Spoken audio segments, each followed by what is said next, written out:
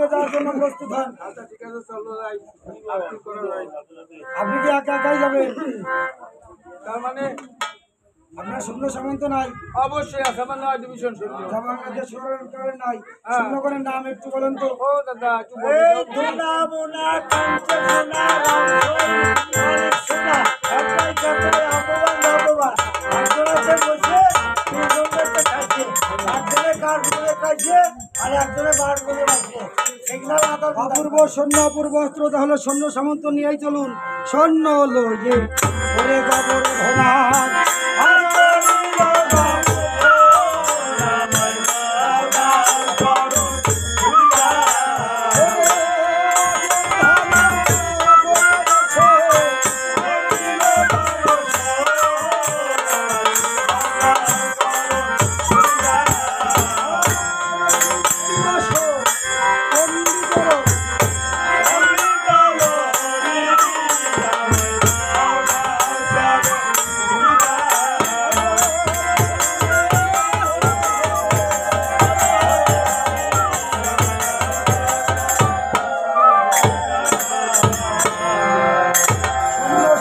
মন্ত্রগণকে নিয়ে হনুমান যখন অযোধ্যায় এসে দাঁড়িয়েছে, প্রভু বলছে আমাদের এখানে কাল বিলম্ব করে লাভ কি, চলো আমরা অন্যস্থলের দিকে রওনা দিই।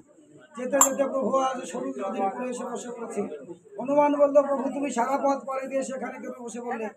প্রভু বলল, হনুমান সারা পথ তো পাড়ি দিলাম, ভবতরঙ্গ কিভাবে পাড়ি দিব?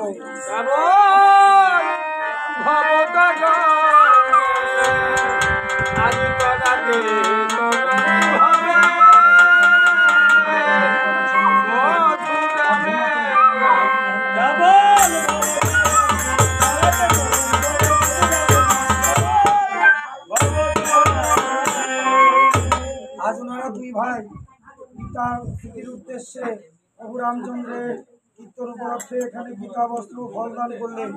ভগবান শ্রীকৃষ্ণ যেন এই গীতা নামক বইতে তার পিতৃদেবকে উদ্ধার করে নিয়ে যায়।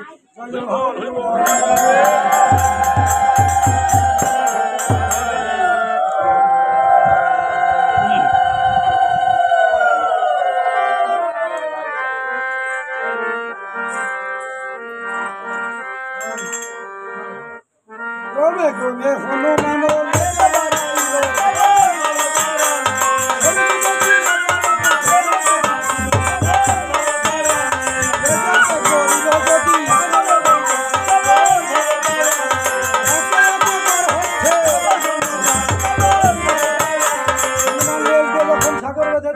হনুমানের সৈন্য পার হয়ে গেছে। হনুমান মনে মনে ভাবলো, রাস্তা তৈরি করলাম প্রভুকে পার করবো ধার, আগে আমার সৈন্য পার হয়ে যাচ্ছে, তো ভালো কথা না। তা যাক, স্বজাতি পরম গুরু। এই কথা বলতে না বলতেই গোবর্ধনের সৈন্য মনে করছে রাস্তা তৈরি হয়েছে, আমরাও পার হয়ে যাচ্ছি। হনুমান দুষ্ট বুদ্ধি, মনে মনে ভাবছে গোবর্ধন যুদ্ধ করতে যাচ্ছে, আমি যুদ্ধ করতে যাচ্ছি। যুদ্ধে গিয়ে যদি ওর সৈন্য ভালো ফলাফল করে আমি নিন্দনীয় হয়ে যাবো, ভালোভাবে যেতে দেওয়া যাবে না। কি করেছে? ক্রমে ক্রমে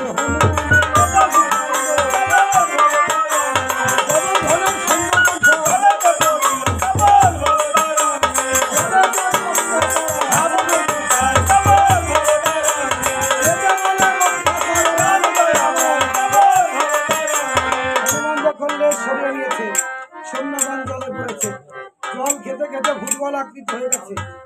ওরা যখন প্রভুর নাম স্মরণ করেছেন, প্রভুর তখন হনুমানের প্রতি কৃপা বাড়ি অসম হয়েছে। হনুমান লেজ দিয়ে সৈন্যগণকে পেঁচিয়ে ডানায় এক পাশে ধরে রেখেছে। গোবর্ধনের সেনাপতি ধুনা বলছে, মহারাজ পার হবেন না? অবশ্যই পার হবো। কিভাবে পার হবেন? কেন?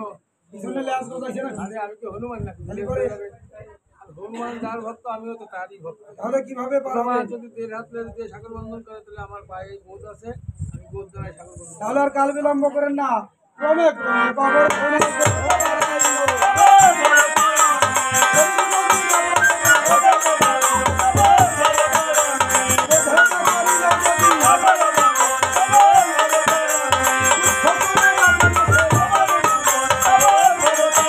গোবর্ধনের অহংকার জেগেছে। অহংকার হচ্ছে পতনের মূল। ভগবান জগৎ পাশে দুটো জিনিস সহ্য করতে পারে না। প্রথমেই বললেন কি অহংকার, আর দ্বিতীয় কি ভক্তের নয়নের জল। হনুমান অহংকার বসে বলছে, মহারাজ যে রাস্তা তৈরি করছেন ব্রিজ ফেল, কথা বলেছেন। আরে আমি হনুমান, তাতে কি হয়েছে? আমার পদভার আপনার ওই আরে গোছ সহ্য প্রভু করতে চরণে পারবে। যদি কৃপা থাকে হ্যাঁ, আরে তুমি এখনো মানে তোমার 14 গোষ্ঠী পার হয়ে গেলে আমার কোথায় যদি ক্ষয়ক্ষতি হয় সে চিন্তা তোমার দম্ভ না। দিয়ে হনুমান ও গোধা বিচার করে।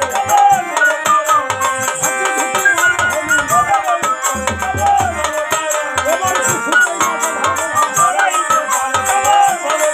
এবার কি হনুমান শঙ্কর দেখে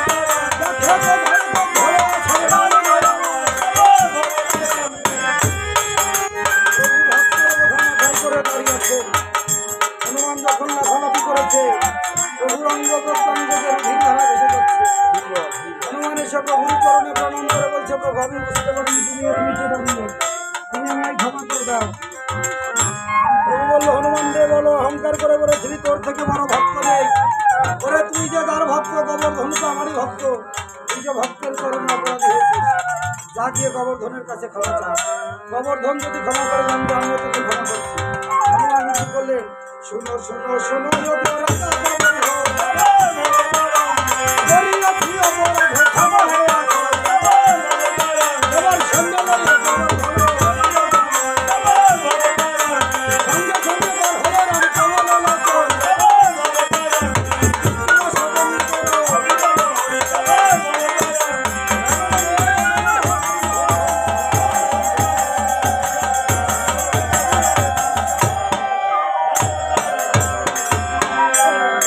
দুই দিন যুদ্ধ করবার পর কুশীলব বনমাঝে ধনুক বাণ ছেড়ে রেখে কুঠিরে মায়ের উদ্দেশ্যে ফিরে যাচ্ছে। মা পুত্র দর্শনে বসে বসে ক্রন্দন করছেন, না জানি কেউ কি মেরেই ফেললো। এমন সময় কুশীলব যখন মামা বলে ডেকে ডেকে সীতাদেবী বালকদের মুখপানে দৃষ্টি দিয়ে দেখে বালকদের অঙ্গ প্রত্যঙ্গ ভিন্ন ধারা ছিল। বলছে, কে বাবা তোদের অঙ্গে বানাঘাত করেছে? বলছে, মা বানাঘাতের চিহ্ন বালকদ্বয় তম বলে খেলতে আসে, তাদের অঙ্গে রাজাভরণ, আমাদের অঙ্গে সারিমাত্র, তাই আমাদের ফেলে দিয়েছে কণ্ঠকে। কাটার আঘাতে এমন অবস্থা। বললো কুশীলব, কোনটি কাটার আঘাত আর কোনটি বানাঘাত আমাকে বোঝাতে আসিস না। যা রন্ধন করে রেখে দিয়েছি খেয়ে দিয়ে বিশ্রাম কর। কুশীলব দেখলো মা তো যেতে দিবে না। বললো, মা 3 দিনের কথা দাদুর সঙ্গে আবদ্ধ হয়েছে। 3 দিনের 2 দিন অতিবাহিত হয়ে গেছে, সম্মুখে একটি দিন। তুমি যদি আজ আভরণ দিয়ে সাজিয়ে দিতে আমাদেরকে। সীতা তুমি বললে, আভরণ কোথায় পাবো?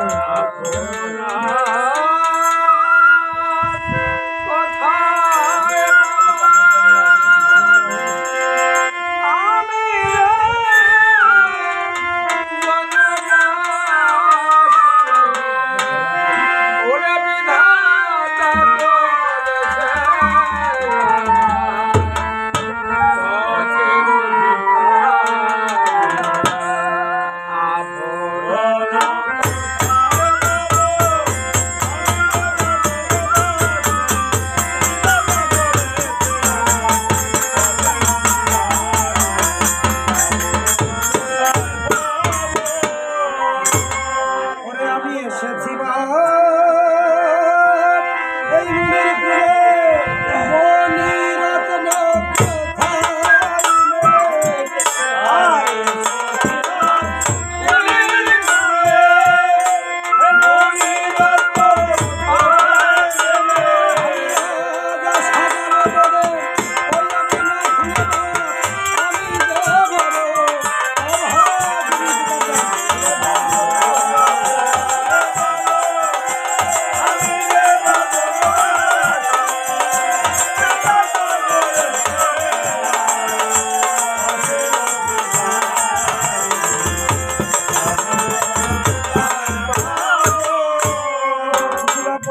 কোথায় ফুলের আভরণে সাজিয়ে দিলে, ফুলের আভরণ কি আমাদের স্বর্ণের আভরণের মতন বেজে উঠবে? সীতাদেবী বললো, বাবা যদি আমি কাই মনোবাক্যে সতী হয়ে থাকি, প্রভুর চরণে যদি মতি থাকে, দেখবি চরণে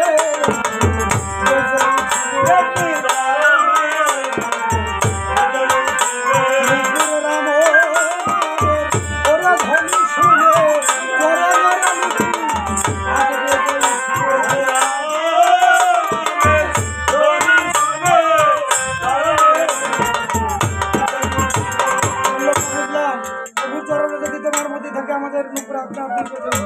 তোমার কাছে একটি প্রশ্ন, তোমার পিতার নাম জনক ঋষি, আমাদের পিতার নাম কি? সীতাদেবী ছলনার আশ্রয় বললেন, বহু জনম আমি সাধন ফেলে আপনার বলেছিলাম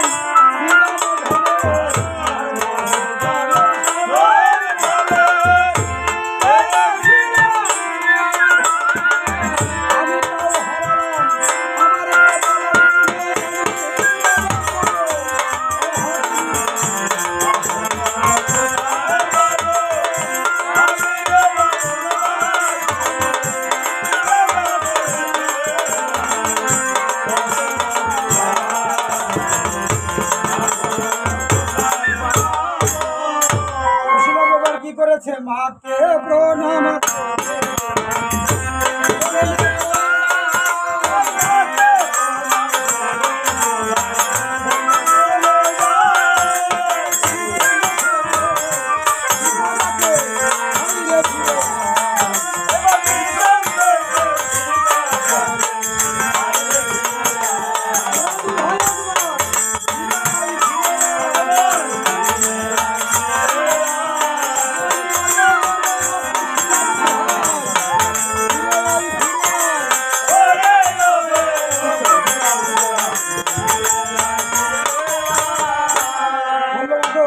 আমাদের বিদায় করে পাঠিয়ে দিয়ে পিছন থেকে কেন ডেকে আনলে?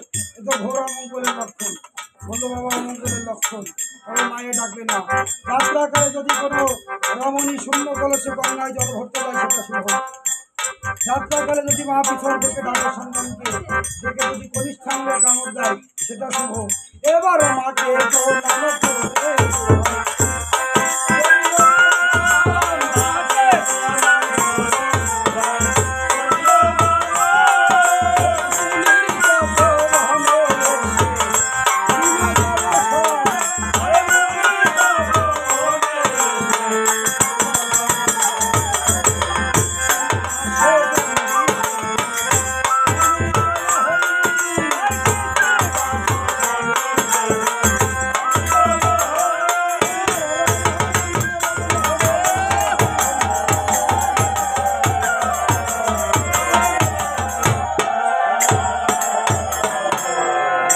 যথারীতি তব বনমাঝে এসে ধনুপান স্কন্ধে করে অশ্বের দুই পাশে দাঁড়িয়েছে। এমনও সময় লীলাময় হরিপ্রভু রাম কৌলাখী সৈন্য সামন্ত মিত্রগণকে আজ বিশ্রামে রেখে রণস্থলে উপস্থিত হয়েছে। এসে দেখে দুটো বালক অশ্বের দুই পাশে ধনুপান হাতে দাঁড়িয়ে ভরত লক্ষণ শত্রুঘ্ন তিনটি ভাই ধুলার মাঝে পড়ে রয়েছে। বালকদ্বয়কে সে জিজ্ঞাসা করছে, বালকদ্বয় আচ্ছা বালকদ্বয়, তোমাদের পরিচয় দিতে পারো? হ্যাঁ দিতে পারি। বলো দেখি পরিচয়। দুঃখিনীর পুত্র মোরা বন ফল খায়, উঠানালে অঙ্গ চললে মায়ের কোলে যায়। এই পরিচয় কি বোঝা যায়? অন্যভাবে জানা থাকলে বলো। হ্যাঁ, জন্মমাত্র জন্মমাত্র মহামূল্যে ব্রহ্মচারী জন্মিত পুত্রশ্চ পিতামহ জগৎবন্ধু। বেশ তো সংস্কৃত পরিচয় অর্থ জানো? আচ্ছা আপনি বলেন দেখে আমরা শুনি। জন্মমাত্র মহামুন্যে ব্রহ্মচারী জন্মিত। জন্মিবার মাত্রই তো দুই ভাই মহামুনি ঋষি হও নাই। অপুত্রচ্চ পিতামহ, অশব্দের অর্থ নেই। আর বন্ধা মানে বাধা। তাহলে তোমরা দুই ভাই কিভাবে? আমরা দুই ভাই ভুল ঘুরে বেরিয়েছি। এই বাদিক তো কোন জায়গা পাইছেন? কেন? সম্পূর্ণ উল্টো অর্থ বলে দিলাম। আমরা অর্থ বলছি আপনি শুনুন। আচ্ছা বলো দেখি। জন্মমাত্র মহামুনি মানে আমরা দুই ভাই জন্মের মাত্র এই মহামুনির আশ্রমে বসবাস করি। ব্রহ্মচারী জন্মিত, আমাদের পিতা একজন ভাবানের লোক। আপনি বললেন অশব্দের অর্থ নেই। সংস্কৃত অশব্দের অর্থ হচ্ছে স্বয়ং বিষ্ণু। আমাদের পিতামহ যিনি বিষ্ণু পুত্র লাভ করেছিলেন। আর এই বন্দা শব্দের অর্থ বাধা নয়, এই বন্দা শব্দের অর্থ জগতের লোকে লক্ষ্মীর রূপে আমাদের মাকে বন্দনা করে। এবার বুঝতে পারলেন? আমি আপনার কাছে কিছু জিজ্ঞাসা করতে পারি? বলো কি জিজ্ঞাসা আপনার কি নাম? দয়াল শ্রীরামচন্দ্র। আর আপনার পিতার নাম? মহারাজ দশরথ।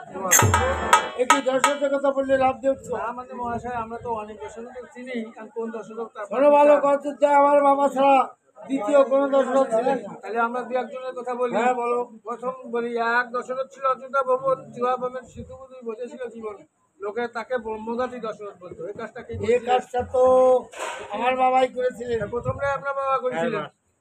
আর এক দশরথ ছিল অযোধ্যা ভবন, পরশুরামের বান বইতে বইতে তার মাথা চুল একটাও ছিল না। তাই তো দশরথ করে মাসি। আরে এটাও আমার বাবা করেছিলেন। এই মাত্র বললেন যে আমার বাবা ছাড়া দশরথ নেই। আমি যেটা বলতেছি সেটাই আপনার বাবা। আর এক দশরথ ছিল অযোধ্যা ভবন, স্ত্রী সত্য করিতে পালন জ্যেষ্ঠ পুত্রকে দিয়েছিল বলে। লোকে তারা কি বলতো জানেন? কি বলতো? মাঘ মুখ দশরথ। আরে এও আমার বাবাই করতেন। তো তিন বাবার এক সাল বাহ। আপনার মাতে মহলা শরীর, আপনার মুখ দিয়ে যতদিন বাইরে বাইরে রাত বিক্রি কপালে কি। আচ্ছা আপনার মায়ের নাম কি? রানী কৌশল্যা। আমি কৌশল্যা নামের অর্থ জানেন? বলো অর্থ কি হবে? আপনি হয়তো বলবেন কুশলনাথের কন্যা তাই কৌশল্যা। আমরা কিন্তু অন্যভাবে জানি। বলো তো কি? আপনার মা রানী কৌশল্যা ছলে বলে কলে কৌশলে রাজা দশরথের দিয়ে বহু কাজ আদায় করিয়েছে। সেই জন্য অযোধ্যার লোকে আরে কৌশল্যা বলে ডাকত। আচ্ছা আপনার অনেক প্রশ্ন তো করলাম, আপনার পিতা আমাদের নাম কি? মহারাজ অজ। আবার প্রণামও করেন? কেন ঠাকুর দাদাকে প্রণাম করবো না? আরে ঠাকুর দাদা তো আমরাও প্রণাম করি, কিন্তু আপনি তো প্রণাম করলেন আরে অজ মানে কি? আজ মানে ছাগল। আর আপনি সেই বংশধর, মানে ওই ছাগলের বংশধর। আগে সিং কনে গেল। সিং লঙ্কা যুদ্ধে গেছিল, হ্যাঁ। যুদ্ধে গিয়ে উপর খাইয়ে পড়ে গেছিল। তাই ওই পিছনের থেকে ট্যাঙ্কের টান দিছিল, ওই গোষ্ঠী করতে সমান হয়ে গেছে। দেখো দাগ আছে। শোনো বালক, আমার তো একা পেয়ে অনেক প্রশ্ন জিজ্ঞাসা করলে, তোমাদের মায়ের পরিচয়টা বলো তো দেখি। মোদের মায়ের পরিচয় তোমরা দিবে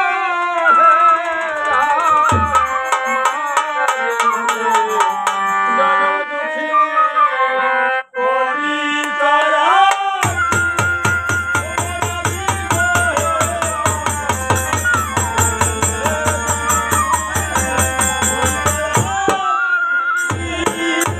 বাবা বলে দিতে পারি, ওদের বাড়ি দিতে। মোদের মায়ের নাম কি তার? ওলা দিতে পরিচয়। এবার রাম বলে, এরঙ্গ বলে, ওদের পরিচয় পরিচয়। ওদের নিশ্চয়ই অভিনেত্রী ভাই। একবার আইলে বলো, আইলে একবার, আইলে বলি বলে পরিচয়। ওরে চাঁদে বদনে, রাত্রে দুই ভাই, আমার বাবা বলে পরিচয়। আমার পিতা বড় সংগ্রাম,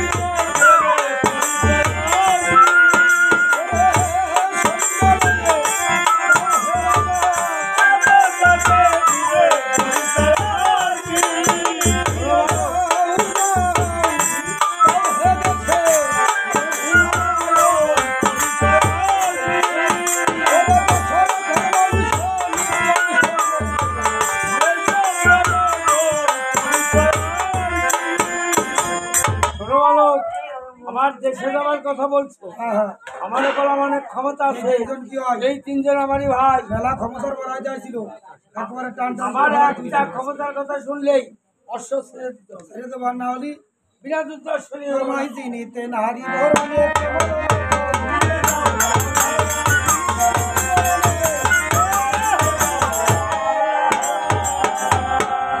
আমি বলি, বাজে বাজে,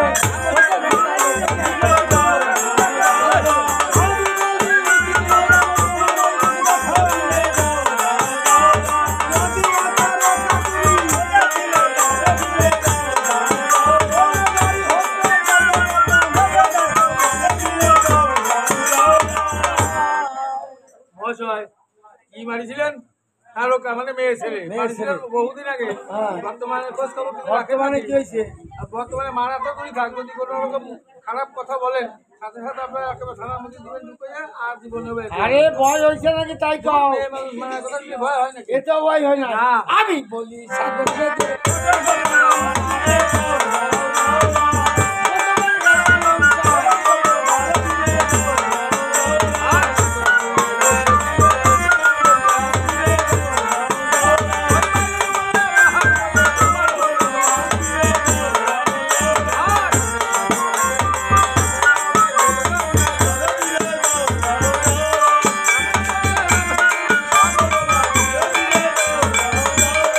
মহাশয়, মাথাটা একটু হেড করেন দিন। কেন মাথা হেড করবো না? আপনার মাথায় চুল আছে নাকি দেখি? তা চুল থাকবে না। আরে অত বড় লবণ সমুদ্র বাঁধলেন, হ্যাঁ লাখ লাখ এ টাকা লবণ খরচ সমুদ্র লাগছিল। আমি বাড়িতে যাবো কেন? হ্যাঁ। নল নীল জাম্বুবান হনুমান টন টন পাথর নিয়ে তাই। সাগর বন্ধন করেছিল। আর আপনার দুবাই আমরা ওই চরের পরে বসেছিলাম। এই তো। আর আপনার দুবাই কষ্টের মধ্যে নেই। ওই নল নীল জামুমান ওদের ছিল অভিশাপ। মুনি ঋষিরা যখন চোখ বন্ধ করে ধ্যানমগ্ন থাকতেন তখন ওই ফাঁকে ওই নল নীল জামুমান ওই মুনি ঋষিদের সমস্ত জিনিসপত্র নিয়ে জলের মধ্যে ফেলা দিত, ডুবে যেত। সেই সময় এক সময় ওই মুনি ঋষিরা প্রধান্বিত হয়েছে, সারা আমার সমস্ত জিনিসপত্র নিয়ে ওই চল জামুমান জলে ফেলে দিচ্ছে, সব নষ্ট হয়ে যাচ্ছে, অভিশাপ দিলাম তোর। তোরা হাতে করে যা ফেলবি চলে সমস্ত জিনিস ভাসে থাকবে। সেই অভিশাপ এখন আসে। আরে ভয় হয়েছে নাকি তাই কও? আরে মিথ্যে কথা শুনলি ভয় হয় না? এতেও ভয় হয় না। হ্যাঁ ভয় খালি। রাম পরস্তে হোলা।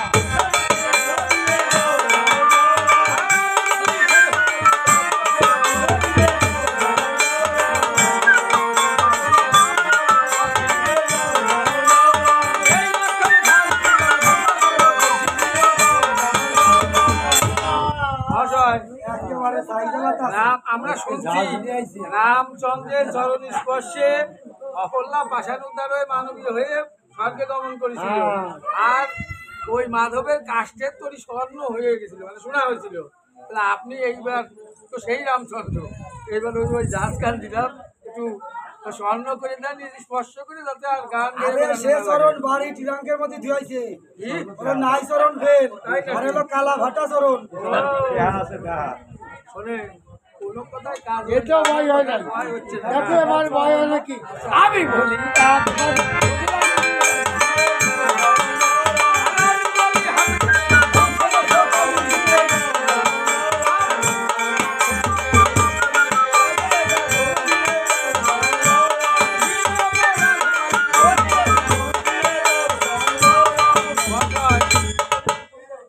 কোন দিক থেকে মারছিলেন? পিছন দিক থেকে মেরেছিলাম। আরে পাশে তো যদি কেউ কারো মারে, এটা বিড়ির পয়সা হলো নাকি? না, কেন? এটা নবীর পায়, এতেও ভয় হয় ভয় না। হয় না। আপনার কি আরো ক্ষমতা আছে? আমি বলি আসমানে বসিলাম।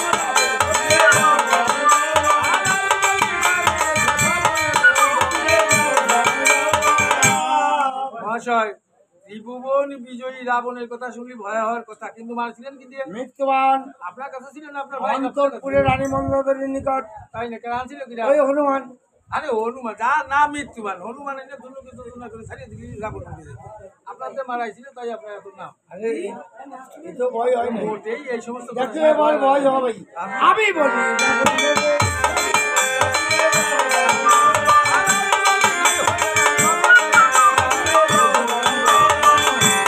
নিশ্চয় ভয় হয়েছে। মহাশয়, এই সারা রাত নৌকো বেজে এখন একটা খবর সত্যি কথা বললেন। কথা আসতে যত কথাই বলেন, এই অশ্ব যদি আপনি নিতে চান তাহলে আপনাকে পরিষ্কার অসৎ মায়ের পুত্র বলে স্বীকার করতে হবে, আর তা হলে যুদ্ধ করতে হবে। কিছু নাই না তুই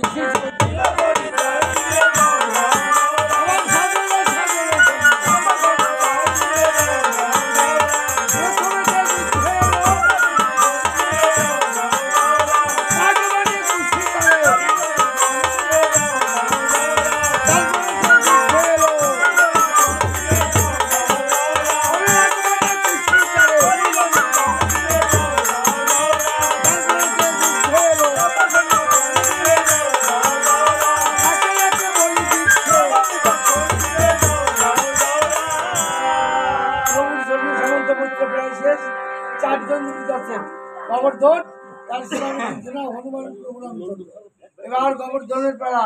গোবর্ধন প্রভু বলছে প্রভু আশীর্বাদ করেন যুদ্ধে যাবার মাত্র হৃদয়। আরে হঠাৎ আবার এমতি করতে লেখা সবাই যুদ্ধে যাবার আগে আশীর্বাদ চায় যে চায় যদি ভালো ফলাফল করে যুদ্ধে যাই। আর তুমি কি বললে যে যাওয়ার আগে তো নিজে নিয়ে যায় বিরাম দোয়া করে কাউকে আমার কথা চলে যাও ওইভাবে।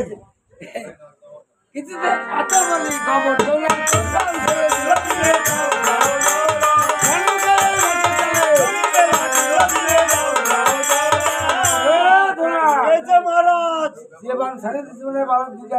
একবারে মরি অদৃশ্য হয়ে চলে গেছে, ভূত হয়ে গেছে। বুঝছেন? বসেন আপনি দিনেই না নাকে কাপড় বাঁধতে বসেন। দক্ষিণে বাতাস তোর আড়া করে হয়েছে কি তাই কম আরে ভয়ে বলবো না নির্ভয়ে। নির্ভয় কম মানের কি ছোটবেলা ঝুল খেলা শিখেছি তোমার উস্তাদের কাছে শোনেন নাই? ওই দেখে বিল্ডিং এ চিলেকুটার মধ্যে এরকম ঝুল খেলতেছে, পাইয়ে নিয়ে আসেন। তুই থাকতে আমি যাবো। তাকে চিলেকুটা উঠতে গেলে আমার ঠেকে আরে তুই সেনাপতি থাকতে আমি আমার ঠেকিয়ে বা তার চিলেকুটা যাওয়ার কথা নাই। আরে আমার অন্য যাওয়ার দরকার নেই। খালি এক কাজ করে নন্দবান আছে না বলবান বাড়ি আচ্ছা বলি গোবর্ধন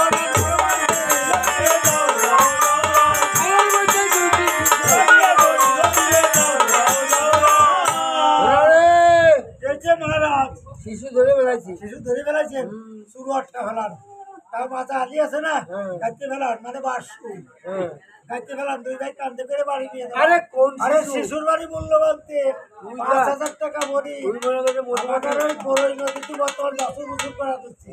আরে ও গেলেও শিশু কয়। আপনি দেশ বিদেশে বাতে নেওয়ার চেষ্টা করতে আরে তুই যত ওই মালিশ দিলি সেজে যায় বুঝছিস অলবল না করে চলেন কান্দে ওই করে যে বালক কুশীলক হ্যাঁ? আজকে বলের তলে পড়ছে। আপনি কি করছেন এই মহারাজ ওই 2টে শিশু ওইভাবে ধরছে না তো কান্তি কান্তি চোখ দিয়ে মুখে কেতো বেরিয়ে কি করবো ছেড়ে দেবো? সাগে দিলি দেন না দিলি না একটা ক একটা খবর আমি যেটা করবো সেইটি হ্যাঁ? আপনি কি দীক্ষা নিচ্ছেন দীক্ষা মনে নাই আমার। মনে নাই গুরুদেবের নাম মনে তাও মনে নাই। তাও মনে নাই ওই জপে না ছাড়েন শিশু ছেড়ে দিল দাদা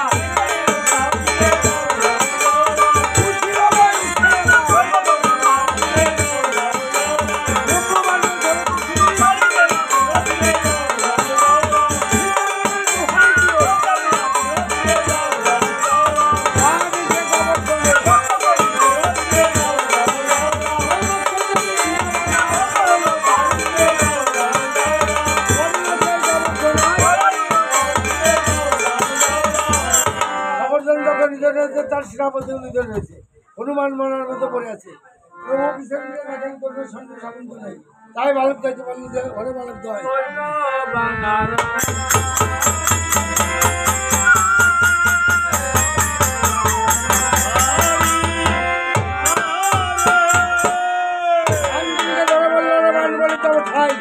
এই বালক যায় যদি আত্মীয় স্বজন কবিতাদের অঙ্গের আভরণ তারা হলে তরুণ প্রাণ বিসর্জন তমবান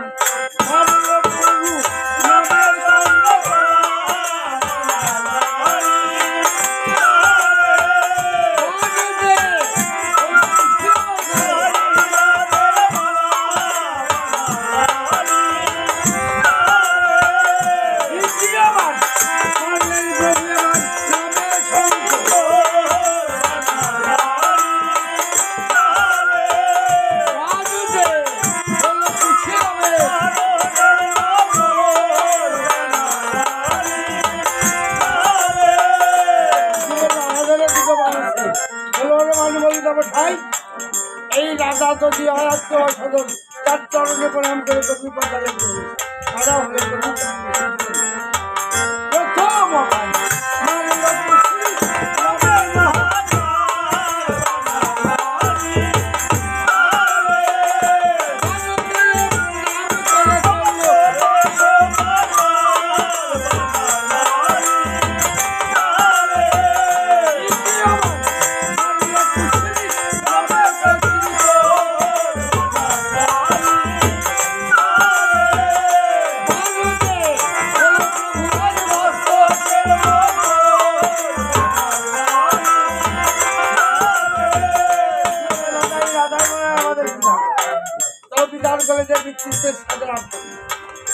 কি কথা শ্রবণ করালি আজকে যে ভাতৃ শোকের দ্বারা দুর্ভূত হয়ে অন্তরে পিতৃ শোকের দ্বারা দেবে তোরাই বুঝি সেই দুঃখিনী পুত্র।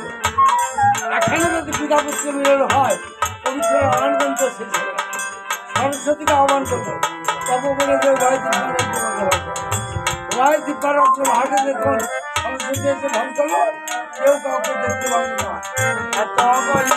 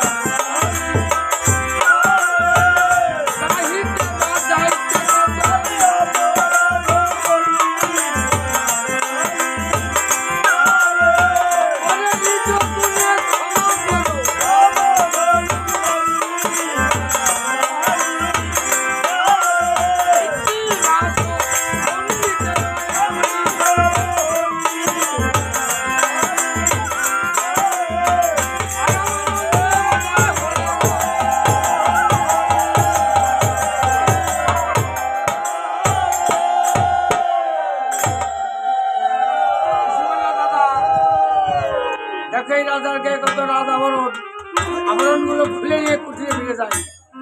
লব বলল আমার আবরণ পরার ইচ্ছা নেই, তুই যদি পারিস আবরণগুলো খুলে নিয়ে চল কুটিরে ফিরে যায়। খুশি প্রথমে যে প্রভুর হাতের অঙ্গুলি খুলেছে, মস্তক থেকে মুকুট খুলতে গেছে, হনুমান লম্ব দিয়ে উঠছে, কার অঙ্গের আবরণ খুলতে আমি খুলে দিবো? আরে দাদা, 3 দিন যুদ্ধ করতে দেবতা আমার বুঝাইছিল। মায়ের কাছে শুনেছি না হনুমানের গল্প, ব্রহ্মা বলল সে হনুমান হবে। চলো হনুমানকে বেঁধে নিয়ে যাই। হনুমানকে যখন বাড়িতে গেছে হনুমান বলল, ওরে সিন্ধু পিয়া বাড়ি বাঁধে, কেবল ভগবন্ধ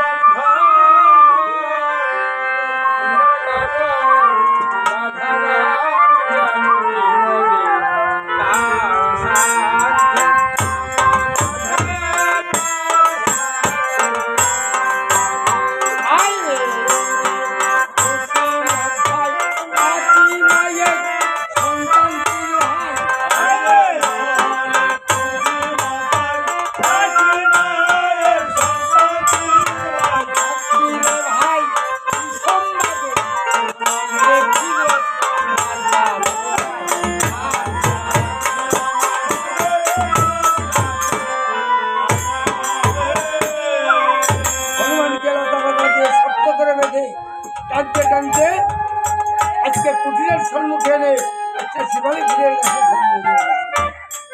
মায়ের কাছে এসে বলল, মা সেদিন মিথ্যা কথা বলেছিলাম, আজকে সত্য কথা বলবো। রণস্থলে এসেছিলেন এক রাজা, বলবো কি সেই রাজার কথা? সুললিত ঠাম রণস্থলে পড়ে আছে। দেখো মা, এনেছি রাজার হাতের অঙ্গুরি আর মস্তকের মুকুট। অঙ্গুরি খানা যখন মায়ের হাতে দিয়েছে, আমার অঙ্গুরি খানা পেয়ে বললো, বুঝলো এটা আমার পিতার যে অঙ্গুরি, তাই তোরাই বুঝে আমার চির জন্মের মধ্যে বিধবা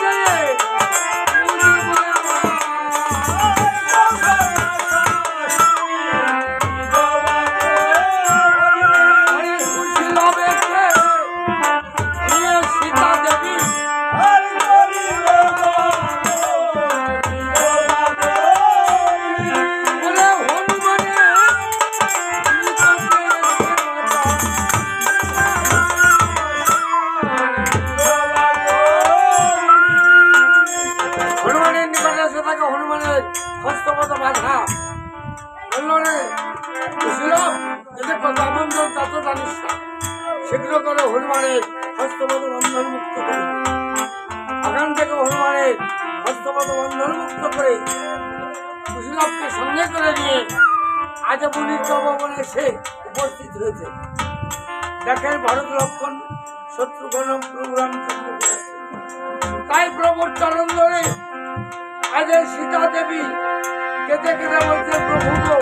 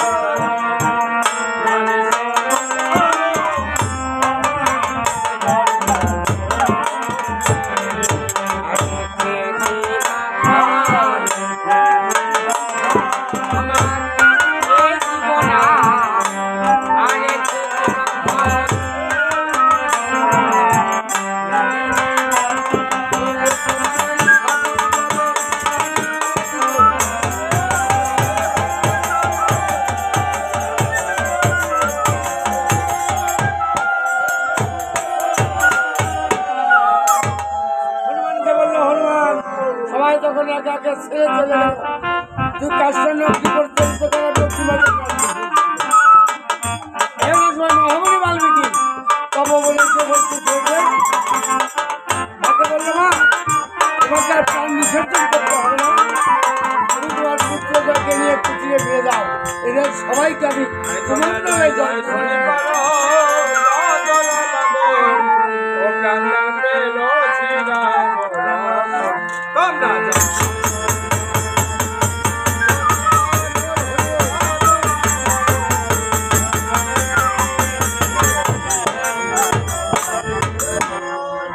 প্রথমেতে কান্দান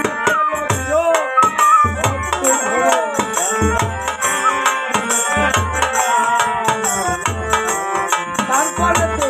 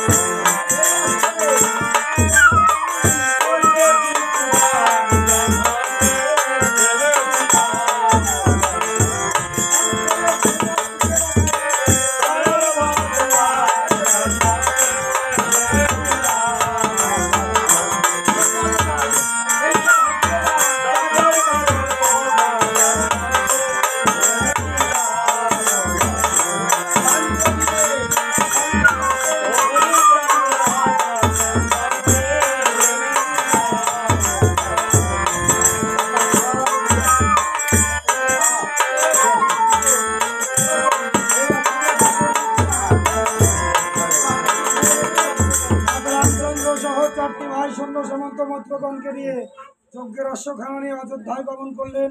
অযোধ্যায় যাবার পর অশ্বের মুন্ডু কেটে রুধি দ্বারা যজ্ঞে পূর্ণাহুতি দান করলেন। তারপর সঞ্জীবনী মন্ত্রের দ্বারা অশ্বের প্রাণবায়ু ফিরিয়ে আনলেন। এবারে লক্ষণকে দিয়ে যেখানকার অশ্ব সেখানে রেখে আসলেন। রাম সীতার আগমনে অযোধ্যাবাসী রাম জয় বলে ধ্বনি করছে।